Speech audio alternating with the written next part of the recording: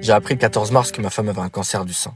Mais les gars, Dieu avait tout prévu. Ça fait des mois, dites-vous, que le Saint-Esprit il m'enseigne sur le fait que sa puissance, elle n'est pas seulement révélée dans les miracles de guérison et de délivrance, mais qu'elle se manifeste aussi dans l'invisible et notamment au travers du miracle de la joie et de la paix qui habite notre cœur dans les moments compliqués. Carrément, je comprenais même pas pourquoi ce sujet y revenait autant quand je méditais. Et autant vous dire que tout a pris sens le jour où j'ai appris la nouvelle. J'ai compris que au-delà de m'enseigner, le Saint-Esprit était vraiment en train de m'équiper. Et effectivement, depuis, mais qu'est-ce qui nous a fait grâce? La joie et la paix qu'on ressent depuis le début, mais carrément, nous-mêmes, on est choqués. Notre entourage est choqué, et même le corps médical était choqué, dites-vous. Au point que le chirurgien voulait nous recommander une psy, parce qu'il pensait qu'on était dans le déni à être chill et à déconner pendant le rendez-vous. Parce que la vérité, ouais, certes, la main de Dieu, elle s'est pas manifestée au travers de la guérison du cancer, mais depuis le début, jusqu'à maintenant, il continue d'agir dans la joie et la paix dont il nous comble.